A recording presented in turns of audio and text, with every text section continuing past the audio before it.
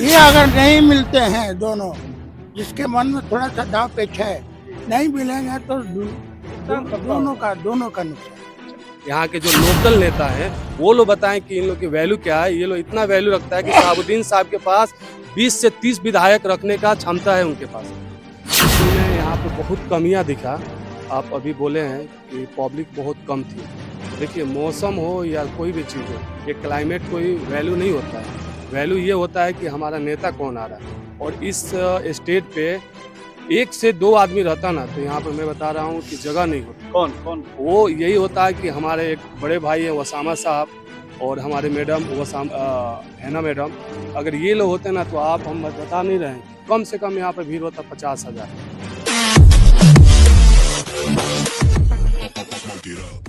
क्या लगता है भाई आपको? देखिए, मैं आया था एज पर बिजनेस सिवान में, तो यही मेरा रूट था, तो मैंने आ गया अपना माननीय तेजस्वी यादव का स्पीच सुनने के लिए। एक्चुअल में यहाँ पे बहुत कमियां दिखा। आप अभी बोले हैं कि पब्लिक बहुत कम थी। और देखिए, मौसम हो या कोई भी चीज़ हो, ये क्लाइमेट कोई वैल्यू नहीं होता है। वैल्यू ये होता है कि हमारा नेता कौन आ रहा है।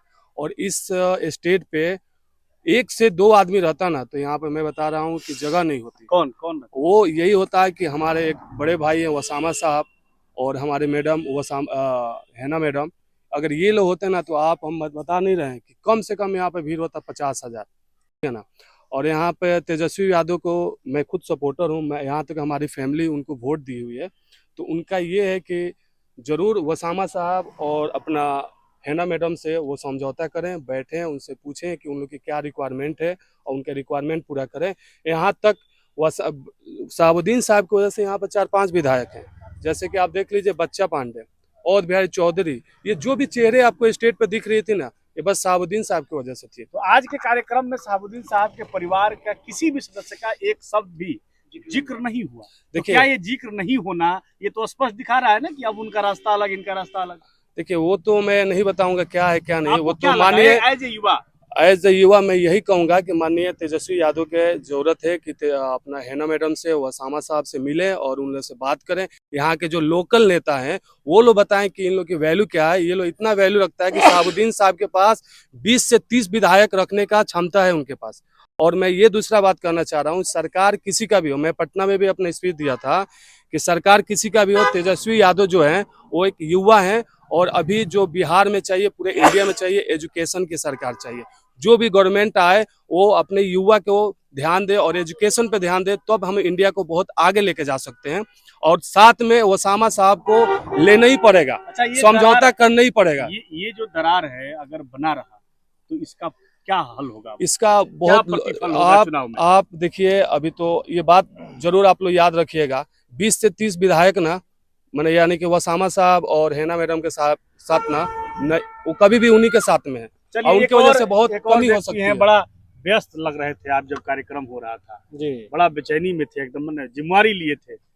हिना साहब का जिक्र नहीं हुआ, क्या कहेंगे इस पर? नहीं, ये अच्छी बात नहीं है। उनका जिक्र नहीं होना कि नहीं होना? जिक्र नहीं होना अच्छी बात नहीं है। आप इससे रुष्ट हैं? रुष्ट तो नहीं है, खुश हैं? नहीं, खुश भी नहीं है। लेकिन वो हमारी नेत्री रही हैं सिवान की। सिवान आरजेडी रही हैं, नहीं, आरजेडी को बनाने में, संवारने में, यहाँ तक पहुँचाने में उस परिवार का बहुत बड़ा योगदान रहा है। इसलिए उनकी चर्चा होनी चाहिए थी। एमपी शहाबुद्दीन साहब जब जिंदा थे, क्या हैसियत रखते थे सब लोग जानते हैं। सबके दिमाग पोस्टर पे थे, ना भाषण में, पोस्टर पर थे। पोस्टर पर हम देखा है, कहीं कहीं थे। पोस्टर पर तो नहीं थे, मेन पोस्टर देखे हैं, मेन पोस्टर पे तो नहीं थे। नहीं, मेन पर नहीं थे।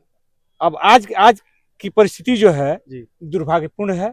उस परिवार को हम लोगों को चाहिए कि जो भी अनबन बन रही हो, आज एक साथ बैठ के उसको सुलझाने की जरूरत है। एक साथ फिर लेके चलने की जरूरत है। फिर इसका भविष्य उज्जवल रहेगा। आपका परिचय क्या होगा? कमलेश कुमार प्रसाद, जिला महासचिव राजद सिवान। चलिए, तो ये पूरा प्रकरण जी। और मेरा बेटा है जी। अच्छा, बेटा भी है? हाँ, दूसरी बात है तो आपको कह देते हैं, ये अगर नहीं मिलते हैं दोनों, जिसके मन में थोड़ा सा दाव पेच है, नहीं मिलेंगे तो दोनों का नुकसान। बीजेपी निकल जाएगा इसमें। मेरा ये सुझाव है कि तेजस्वी जी सबको साथ लेकर चले, चाहे वो दलित हो या माइनॉरिटी हो, सबको एक साथ लेकर चले, उसी में भलाई होगा।